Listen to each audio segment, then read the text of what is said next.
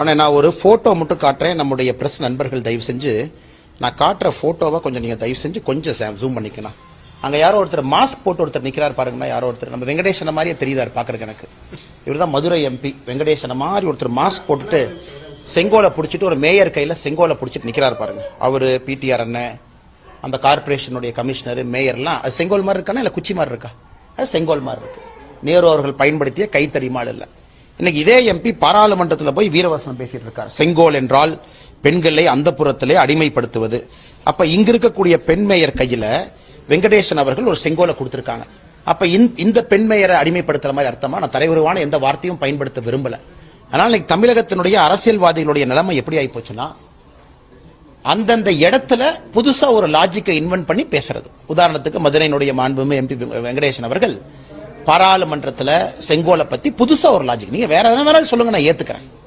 ஆனா ஒரு செங்கோல் கொடுக்கக்கூடிய நிகழ்வுல நீங்க பங்கேற்றிருக்கிறீங்க, அதுல ஒரு திமுக மேயர் சம்பந்தப்பட்டிருக்காங்க, அப்ப நீங்க செங்கோலை கையில பிடிக்கல, அது தப்பு இல்ல. ஆனா இதே பாராளுமன்றத்தில் நரேந்திர மோடி அவர்கள் செங்கோலை வச்சா அது தப்பு. இதைத்தான் தொடர்ந்து நான் பாரதிய ஜனதா கட்சியில் இருக்கக்கூடிய தலைவர்கள் சொல்லிக் கொண்டிருக்கின்றோம். இதுதான் இவர்களுடைய அரசியல் போலி முகத்திரை. இதை தாண்டி செங்கோலை ஐயன் திருவள்ளுவர் அவர்கள் ஒரு சிறப்பு அதிகாரமே கொடுத்திருக்காங்க. 10 குறள் செங்கோலுக்கு இருக்கு. இன்னைக்கு திருவள்ளுவருக்கு சிலை கட்டிய ஊர் நம்முடைய ஊர். கலைஞர் ஐயா அவர்கள் திருவள்ளுவருக்கு ஒரு சிலை எடுத்திருக்கிறாங்க. ஏக்நாத் ரணதே அவர்கள் திருவள்ளுவருக்கு சிலை எடுக்கணும்னு முதல்ல சொன்னவங்க. இன்னைக்கு ஐயன் திருவள்ளுவர் 10 குறளை செங்கோலுக்கு கொடுத்திருக்காங்க. அப்ப அதை தவறுன்னு சொல்லாமா? செங்கோலுடைய இறைமாட்சியை பத்தி பல தமிழ் இலக்கியங்கள் பேசியிருக்க, அது தவறுன்னு சொல்லாமா? ஆனா இன்னைக்கு அரசியல் லாபத்திற்காக நான் எப்பொழுதுமே வெங்கடேஷ் அவர்களுடைய எழுத்துக்களால் பெரிதும் ஈர்க்கப்பட்ட ஒரு மனிதன். அவருடைய காவல் கோட்டமா இருக்கட்டும், அவர் எழுதிய புத்தகமா இருக்கட்டும், விரும்பி படித்த ஒரு மனிதன். எழுத்தாளராக அது வேற.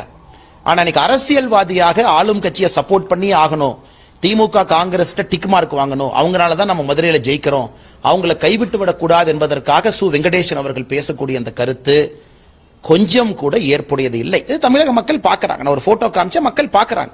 இது மக்கள் முடிவு செய்யட்டும். யார் பிற்போக்குத்தரமான அரசியலை அந்த இடத்துக்கு பேசுவதற்காக பேசுகிறோம், தமிழக மக்கள் முடிவு செய்யட்டும். அண்ணே அந்த நேரம் வரும்போது பேசுறோங்க. அண்ணே நேரம் வரும்பொழுது பேசுறோம். நாள் இருக்கு, நேரம் இருக்கு. கட்சி அனுமதி கொடுக்கணும். ஒரு கட்சியில ஒரு உறுப்பினராக நான் இருக்கேன். கட்சி முதன்மையானது, கட்சி முக்கியமானது. கட்சி எல்லாமே அரசியல் சூழலை பார்த்து கட்சி ஒரு முடிவெடுக்கும். கட்சி அனுமதி கொடுக்கும் பொழுது நிச்சயமா அதை பத்தி நான் வெளிப்படையா பேசுறேன்.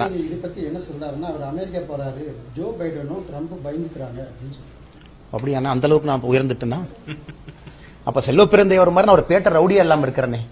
செல்வ பிறந்தையவர் மாதிரி ஒரு ஹிஸ்டரி ஷீட்டரா, ஒரு குண்டாவா, இதற்கு முன்பு அவர் இருந்த கட்சியில போய் காங்கிரஸ் அலுவலகத்தை தாக்கி விட்டு இன்னைக்கு அதே அலுவலகத்துல அந்த கட்சியினுடைய தலைவரா உட்கார்ந்திருக்கார். அதாவது கர்ம வீரர் காமராஜர் ஐயா இருந்த கட்சி எல்லாம் பாருங்க, அந்த எந்த கட்சியில எப்படிப்பட்ட மனிதர்கள் அமர்ந்திருக்கிறாங்க. அதனால தமிழக மக்கள் என்னை செல்வ பிறந்தையவர் போற 3ஆம் தர ரவுடி என்று சொல்லாமல் இந்த மாதிரி அங்க போறாரு இங்க போறோம்னு சொன்னா நான் பெருந்தன்மையை ஏத்துக்கிறேங்கண்ணா.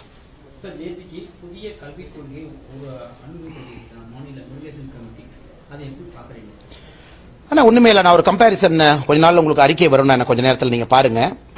அதாவது நம்முடைய புதிய கல்விக் கொள்கைக்கும் மாநில அரசு ஒரு குழு போட்டு அவர்கள் தயாரித்திருக்கக்கூடிய புதிய கல்விக் கொள்கைக்கும் நீங்க பாருங்க.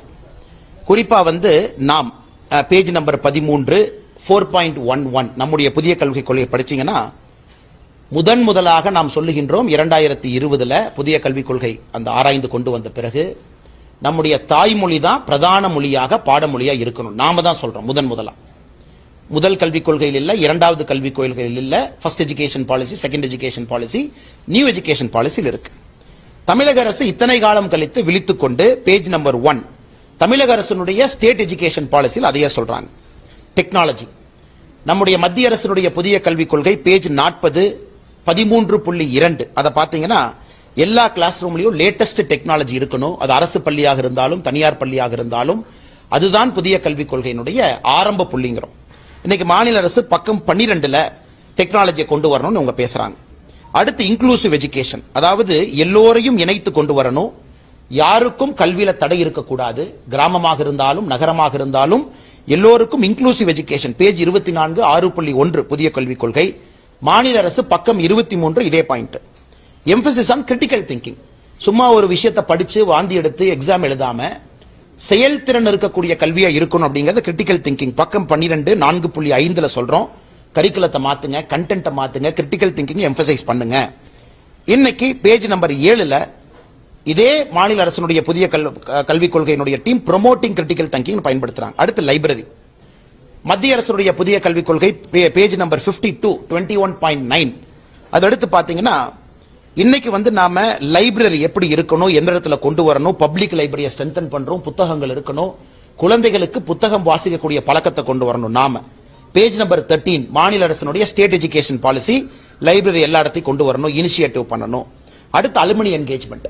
ஒரு கல்லூரியில ஒரு ஸ்கூல்ல படித்த மாணவர்கள் அரசு பள்ளி தனியார் பள்ளியில எத்தனை ஆண்டு காலம் படித்திருந்தாலும் அவங்களை என்கேஜ் பண்ணி தொடர்ச்சியா நாம என்கேஜ்மெண்ட்ல வச்சிருக்கணும். நம்முடைய புதிய கல்விக் கொள்கை பக்கம் 11 3.7, மாநில அரசினுடைய கல்விக் கொள்கை பக்கம் 14. அடல்ட் எஜுகேஷன், அதாவது அடல்ட் எஜுகேஷன் சென்டர் AEC அப்படிங்கிற வார்த்தையை புதிய கல்விக் கொள்கையில மத்திய அரசு பயன்படுத்தி இருக்கிறாங்க. இது குறிப்பாக வொகேஷனல் ட்ரைனிங் எல்லாத்துலயும் இது இருக்கணும் அப்படின்னு. அதையே அடல்ட் எஜுகேஷனை பக்கம் 15ல மாநில அரசினுடைய கல்விக் கொள்கை சொல்றாங்க. ஜெண்டர் ஈக்குவாலிட்டி, கல்வியை பொறுத்தவரை எல்லோரும் சமம் என்பதுல மத்திய அரசினுடைய புதிய கல்விக் கொள்கை பக்கம் 28 6.2 நம்ம சொல்றோம். பயஸ் இருக்கக்கூடாது, ஸ்டீரியோடைப் இருக்கக்கூடாது, ஜாதி இருக்கக்கூடாது, மதம் இருக்கக்கூடாது, ஆண் பெண் என்கின்ற ஒரு பாகுபாடு இருக்கக்கூடாது. அதையே பக்கம் 16ல மாநில அரசினுடைய கல்விக் கொள்கை சொல்றாங்க. அடுத்து மைக்ரண்ட் லேபரர்ஸ், ஊர் விட்டு ஊர் வரக்கூடிய மைக்ரண்ட் லேபரர்ஸா இருந்தாலும் கூட அந்தந்த இடத்துல இருக்கக்கூடிய பள்ளிகளுக்கு அவர்கள் குழந்தைகளுக்கு முன்னுரிமை கொடுக்கணும். பக்கம் 10 3.2 புதிய கல்விக் கொள்கை. அதே போல பாத்தீங்கன்னா மாநில அரசினுடைய பக்கம் 23ல மைக்ரண்ட் லேபரருக்கான சில்ட்ரன் எஜுகேஷனை பத்தி சொல்றாங்க. ஸ்போர்ட்ஸ், புதிய கல்விக் கொள்கை மத்திய அரசு பக்கம் 12 4.8ல நம்ம ஸ்போர்ட்ஸை பத்தி எம்பசிஸ் கொடுத்திருக்கோம். மாநில அரசு பக்கம் 14 29. ஆனா இதுல வந்து இருவருக்கும் இருக்கக்கூடிய பிரச்சனை என்ன? உருது ஸ்கூல்ஸை பத்தி மாநில அரசினுடைய கல்விக் கொள்கை என்ன சொல்றாங்கன்னா, நிறைய உருது பள்ளிகளை ஆரம்பிங்க. ஒரு பக்கம் ஹிந்தி வேண்டாங்கிறாங்க, ஒரு பக்கம் உருது வேண்டாங்கிறாங்க. ஆனா உருது பள்ளிகள் வேண்டும் என்று மாநில அரசினுடைய கல்விக் கொள்கை கொண்டு வந்திருக்கக்கூடிய டீம் சொல்றாங்க. இன்னொன்னு வந்து மைனாரிட்டிகளுக்கான ஸ்பெஷல் கன்செஷன், அதை வந்து மாநில அரசு எம்பசைஸ் பண்ணியிருக்காங்க. இதையெல்லாம் தாண்டி இன்னொன்னு பாருங்கன்னா, மதராசால படிக்கக்கூடிய டிகிரியை வந்து டிஃபென்ஸ், சிவில், பேங்கிங் எக்ஸாமினேஷன்ல அங்கீகாரம் கொடுங்க. மதராசால படிக்கக்கூடிய கல்விகளை, மதராசால இருக்கக்கூடிய சிலபஸை அங்கீகாரம் கொடுத்து அவங்க டிஃபென்ஸ் பரீட்சைக்கு, சிவில் பரீட்சைக்கு, பேங்கிங் பரீட்சைக்கு அந்த டிகிரி அத்தரைஸ் பண்ணணும்னு மாநில அரசினுடைய கல்விக் கொள்கை சொல்றாங்க. நான் சொல்றதெல்லாம் மக்களுக்கு புரியட்டுங்கண்ணா. அடுத்தது இன்னைக்கு கோச்சிங் சென்டர். இன்னைக்கு நம்முடைய மாநில அரசினுடைய கல்விக் கொள்கை என்ன சொல்றாங்கன்னா, கோச்சிங் சென்டர் நம்ம பேன் பண்ணணும் அப்படிங்கிறாங்க. கோச்சிங் சென்டர் இருக்கக்கூடாது, கோச்சிங் சென்டர் இல்லாம நம்ம பேரலா இருக்கக்கூடியதெல்லாம் நம்ம தடை பண்ணணும் அப்படின்னு சொல்லி ஒரு பாயிண்ட் சொல்லியிருக்காங்க. அதையெல்லாம் தாண்டி இன்னைக்கு பாருங்கன்னா, இதுதான் அல்டிமேட். இது அல்டிமேட். மாநில அரசினுடைய கல்விக் கொள்கையில சொல்றாங்க, கோஸ்டல் ரீஜன்ல படிக்கக்கூடிய குழந்தைகள் போட்டை பத்தி தெரிஞ்சுக்கணுமா, ஷிப்பை பத்தி. அதே மாதிரி அவங்களுக்கு வேற வேற எக்ஸாமினேஷன் இருக்கணும், நேவலை பத்தி தெரிஞ்சுக்கணும், நாட்டிக்கல் பாசிபிலிட்டியை பத்தி தெரிஞ்சுக்கணும். அதனால கோஸ்டல் உள்ள படிக்கக்கூடிய குறிப்பா மீனவர் சமுதாய குழந்தைகளுக்கு கடல் பத்தி எல்லாம் சொல்லிக் கொடுக்கணும். இதனால கிரிட்டிக்கல் திங்கிங் வளரும். இதை வந்து 11வது கிரேட்ல கொண்டு வரணும். அப்பதான் 9வது கிரேட்ல யாரும் வெளியே போக மாட்டாங்க. இது பேரு குலக்கல்வி இல்லையானா? அதாவது புதிய கல்விக் கொள்கையில நாம சொன்னா இது பேரு குலக்கல்வி. இதே மாநில அரசினுடைய கல்விக் கொள்கையில வந்து கோஸ்டல், கடல் சார்ந்த பகுதியில் இருக்கக்கூடிய குழந்தைகளுக்கு 11ஆம் வகுப்புல கப்பலை பத்தி சொல்லிக் கொடு, நாட்டிக்கல் சொல்லிக் கொடு, கடலை பத்தி சொல்லிக் கொடுன்னு நம்ம சொன்னோம்னா அது குலக்கல்வி இல்லையாமா? இத்தனை முரண்பாடுகளை கொண்டு வந்து மத்திய அரசு கொண்டு வந்திருப்பது அப்படியே கட்டு காப்பி பேஸ்ட் பண்ணி மதராசாஸ் கொடுத்திருக்கக்கூடிய சிலபஸை ரெகனைஸ் பண்ணு, மைனாரிட்டி ஸ்கூலுக்கு வந்து ஸ்பெஷல் கன்செஷன் கொடு, அதை வந்து லோக்கல் பாடி. இதை பாருங்க, private schools except schools run by minorities can form school management committee. Minority பள்ளிகளுக்கு மட்டும் ஏன் ஸ்கூல் மேனேஜ்மெண்ட் கமிட்டி இல்ல? எல்லா பள்ளிகளுக்கும் ஸ்கூல் மேனேஜ்மெண்ட் கமிட்டி இருக்கு.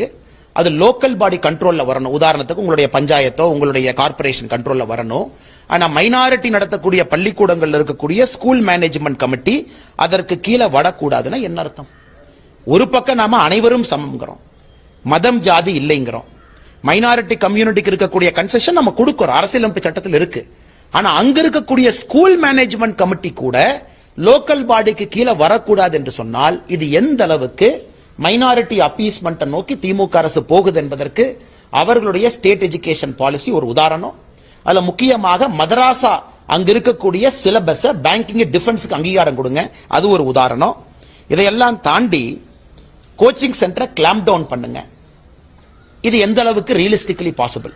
நீ வந்து கவர்மெண்ட் ஸ்கூல்ஸ் ஒழுங்கா நடத்தினா குழந்தைங்க ஏன் கோச்சிங் போறாங்க? கவர்மெண்ட் ஸ்கூல்ல ஒழுங்கா நடத்தினா ஏன் கோச்சிங் போறாங்க? அதனால நீ செய்ய வேண்டிய வேலை என்ன? மாநில அரசு கவர்மெண்ட் ஸ்கூல்ல ஒழுங்கா நடத்துங்கன்னு தான் நம்ம கேட்கிறோம். இதை தாண்டி குலக்கல்வி, கடற்கரை ஓரத்தில் இருக்கக்கூடிய குழந்தைகளுக்கு கப்பல் சொல்லிக் கொடுப்பாங்க, நாட்டிக்கல் இது சொல்லிக் கொடுப்பாங்க, கடல் பத்தி சொல்லிக் கொடுப்பாங்க. ஆனா அதை நான் குலக்கல்வின்னு சொன்னா உடனே கோவம் வந்துடும் உங்களுக்கு. அதனால் நம்முடைய மீடியா சேனல் மூலமாக தமிழக மக்களுக்கு நாங்கள் சொல்லிக் கொள்வது, மத்திய அரசினுடைய புதிய கல்விக் கொள்கையில என்ன தப்புன்னு இதுவரைக்கும் அவங்க சொல்லல. இதுதான் அல்டிமேட்டுங்க. அதாவது மாநில அரசினுடைய கல்விக் கொள்கை சொல்லிட்டீங்க, மத்திய அரசினுடைய கல்விக் கொள்கை அரசியலமைப்பு சட்டத்திற்கு எந்த விதத்திலே முரண்பாடு என்பதையும் அவங்க சொல்லியிருக்கணும்ல. அதை ஏற்க மாட்டேன், இதைத்தான் நான் ஏற்க போறேன். அடுத்தது டிஸ்பியூட்டுங்க, நான் பொலிட்டிக்கலி டிஸ்பியூட் பண்ணலாம். எஜுகேஷன் எங்க இருக்கணும்? அது வந்து கன்கரண்ட் லிஸ்ட்ல இருக்கணுமா, ஸ்டேட் லிஸ்ட்ல இருக்கணுமா, டிஸ்பியூட் பண்ணலாம். அதை மாத்தினது யாரு? காங்கிரஸ் கட்சி. அதை டிஸ்பியூட் பண்ணலாம், அது வேற. அது ஐடியாலஜிக்கலா விட்டுருங்க. பொலிட்டிக்கல் இதுக்குள்ள நான் போக விரும்பல. நான் வேண்டும் என்று சொல்வேன், திமுக வேண்டாம் என்று சொல்லலாம், அவர்களுடைய உரிமை. நான் கேட்பது, நீங்க டைப் அடித்திருக்கிற ரிப்போர்ட்ல இருக்கக்கூடிய முரண்பாடுகள் நாங்கள் சுட்டிக்காட்டிக் கொண்டிருக்கின்றோம். பார்லிமெண்ட்ல ராகுல் காந்தி சிவன் படத்தை வச்சுட்டு பிஜேபி அப்படிங்கிற மாதிரி பேசியிருக்காரு. பயங்கரமான அமளி. ஆனா ஒண்ணு, ராகுல் காந்தி அவருக்கு வாய் இருக்கு, பார்லிமெண்ட்ல அவர் பேசணும். கிளாப் தட்டுறக்கு நம்ம திமுக எப்படி கொத்தடிமைகள்னு அந்த எம்பி எல்லாம் சொன்னோமோ அதுபோல அங்கேயும் கொத்தடிமையில் இருக்கிறாங்க, அவங்க வந்து கை தட்டணும். இது வந்து உலகத்தில் நம்ம தொடர்ந்து பார்க்கிறது தான். ஆனால் ராகுல் காந்தி அவர்கள் பேசுவதை சீரியஸா எடுத்துக்க வேண்டாம் என்பது எப்பொழுதும் நான் சொல்லக்கூடிய கருத்து. ஒரு தலைவர் அவருடைய கருத்து சொல்றாரு, அதை ஏற்பதும் ஏற்காததும் மக்களுக்கு விட்டுறோம். அதே நேரத்தில் அவர் சொல்லி இருக்கக்கூடிய பொய்களை நாங்கள் எடுத்து சொல்றோம். ஏன்னா பொய்யை சொல்லும் பொழுது ஒரு எதிர்க்கட்சி தலைவராக, நார்மல் ராகுல் காந்தியா இருந்தா பரவாயில்ல, அவர் வயநாடு எம்பியா இருந்தா பரவாயில்ல, ரேபரேலி எம்பியா இருந்தா பரவாயில்ல, இன்னைக்கு அவர் ஒரு அரசியலமைப்பு சட்டத்திலே அங்கீகாரம் பெற்றிருக்கக்கூடிய எதிர்க்கட்சி என்கின்ற தலைவர் என்கின்ற அந்தஸ்து இருக்கு. அதாவது அக்னிபத்துல யாராச்சும் மாட்டிராயிட்டாங்க, அக்னிபத் ஸ்கீம்ல உள்ள போய் இறந்தவங்களுக்கு இதுவரை பணமே கொடுக்கல அப்படின்னா, ஒரு அக்னிபத்துல இறந்து போன குடும்பம் அன்னைக்கே பிரஸ் மீட் பண்ணி ஐயா 1,10,00,000 பணம் கொடுத்துட்டாங்கன்னு சொல்லும் பொழுது இவர் மேல என்ன நடவடிக்கை எடுக்கணும்? சபையிலே பொய் சொல்லியதற்கு நடவடிக்கை எடுக்கணுமா? சபையில் இருக்கக்கூடிய மெம்பர்ஸ் எல்லாம் மிஸ்கைட் பண்ணதுக்கு நடவடிக்கை எடுக்கணுமா? அதை தாண்டி ஒரு ஹிந்து, முஸ்லீம், கிறிஸ்டியன் உங்களுக்கு தனிப்பட்ட முறையில் கருத்து இருக்கு. ஆனா பிஜேபியில் இருக்கிறவங்க ஹிந்துக்களே இல்லைன்னா கோவம் வரத்தானே செய்யும். நீங்க சொல்லிக்கங்க, காங்கிரஸ் இருக்கிறவங்க ஹிந்து இல்ல, கிறிஸ்டியன் இல்ல, முஸ்லீம் இல்ல, அது உங்க தனிப்பட்ட கருத்து. பிஜேபி கட்சியை பார்த்து பிஜேபி கட்சியில் இருக்கிறவங்க ஹிந்துக்கள் இல்லை, ஹிந்துக்கள்னா இப்படி, ஹிந்துக்கள்னா அப்படின்னு ஒரு புது டெபினிஷன் கொடுக்கிறார். இங்க எல்லாம் ஹிந்து மதத்திலே பிறந்து, ஹிந்து தந்தை தாய்க்கு பிறந்து, ஹிந்து கோயில்ல போய் எங்களுக்கெல்லாம் பேர் வச்சு, குலதெய்வம் கோயில்ல மொட்டை அடிச்சு, குலதெய்வம் கோயில்ல கெடா வெட்டி பிறந்த நாங்க ஹிந்துவை பத்தி பேசுறதுக்கு உரிமை இருக்கா? இல்ல ராகுல் காந்தியினுடைய பாரம்பரியத்தில் வந்த ஒருத்தருக்கு ஹிந்துவை பத்தி பேசுறதுக்கு உரிமை இருக்கா? நான் மக்கள் மன்றத்தில் வைக்கிறேன். ஆனால் மறுபடியும் சொல்லுகின்றேன், நான் எல்லா மதமும் சமம் தான். அதே பாராளுமன்றத்தில் ராகுல் காந்தி அவர்கள் கிறிஸ்தவர்களை பற்றியோ இஸ்லாமியர்களை பற்றி தலைகுறைவாக பேசியிருந்தால் மறுபடியும் நான் இதே கேள்வியை தான் கேட்டிருப்பேன். அதனால் உங்களுக்கு அது தெரியாத விஷயத்தை ராகுல் காந்தி ஏன் பேசணும்? நம் கட்சியை பார்த்து ஏன் சொல்லணும்? பிஜேபியில் இருக்கிறவங்க இந்துக்கள்னா நான் பிஜேபியில் இருக்கேன், நான் டிஃபெண்ட் பண்ண வேண்டிய கட்டாயம் எனக்கு இருக்கு. உண்மையான இந்து என்பவன் இஸ்லாமியத்தையும் மதிக்கணும், கிறிஸ்தவனையும் மதிக்கணும். நாங்களாம் கோயில்ல பிறந்து மொட்டை அடிச்சு பேர் வச்சு குலதெய்வ வழிபாடு செஞ்சு பிறந்து வந்து நின்று பேசிக் கொண்டிருக்கின்றோம். என்னை இந்து என்று சொல்வதற்கு இல்லை என்று ராகுல் காந்தி சொன்னால் என்ன உரிமை அவருக்கு இருக்குன்னா?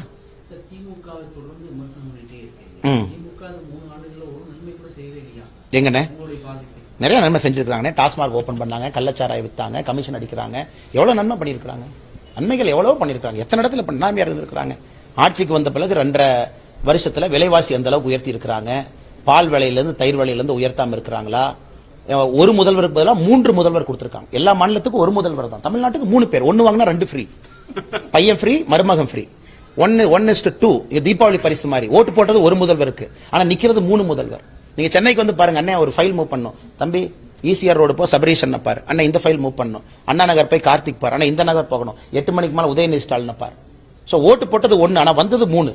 அதனால இவ்வளவு நன்மைகள் செய்திருக்கக்கூடிய திமுக நான் எப்படி நான் தப்பா சொல்லுவேன்? நல்லதுதான் சொல்லுவேன். சட்ட திருத்தங்கள் மீது வழக்கறிஞர்கள் அர்ப்பணம் பண்ணிட்டு இருக்காங்க. இதுல வந்து எடப்பாடி என்ன சொல்லிருக்காங்க, ஆங்கிலத்தில் இதை மாற்றணும். அண்ணா எங்களுடைய கருத்துமா தான் கட்சிக்குள்ள இன்டர்னலா. நீங்க கொஞ்சம் பொறுத்துருங்கண்ணே, எல்லாமே ஒரு காலமும் நேரமும் இருக்கு. நிச்சயமாக அதுல எந்த மாற்று கருத்தும் இல்லை. அருமையான சட்டங்கள், அதுல வந்து எந்த மாற்று கருத்தும் இல்லை. நான் காவல்துறையில 9 ஆண்டுகால் பணியாற்றி இருக்கேன். நான் பல பேர்த்த அரெஸ்ட் பண்ணிருக்கேன். இருக்கக்கூடிய பிரச்சனை எனக்கு தெரியும். ஒரு பக்கம் கைதானவர்களுக்கும் ஒரு உரிமை இருக்கு, இன்னொரு பக்கம் விக்டிம்க்கு ஒரு உரிமை இருக்கு. ரெண்டையும் பேலன்ஸ் பண்ணி கொண்டு போனங்கண்ணா. இதெல்லாம் ஆங்கிலேயர்கள் எப்பவோ இயற்றிய சட்டம், 1860ங்கண்ணா. நம்ம உங்க பத்திரிகை நண்பர்கள் மூலமாக நான் சொல்லக்கூடிய கருத்து, இது யாருன்னு எழுதுனா தாமஸ் பேபிங்டன் மெக்கால் எழுதினார். இந்தியன் பீனல் கோட் எங்க எழுதினார்? தி கிரேட் ஊட்டியில் எழுதினார்.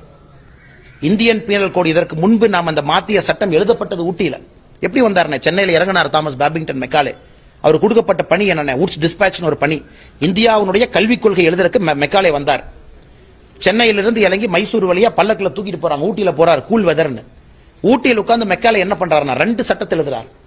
உலகத்துல இந்தியால மட்டும்தான் கல்வியினுடைய வரை நெறியும் கிரிமினல் சட்டத்தையும் எழுதிய ஒரே மனிதர் கொடுத்த சட்டத்தை நம்ம ஃபாலோ பண்றோம். மெக்காலே தான். மெக்காலே கல்வி முறைன்னு சொல்றீங்களா?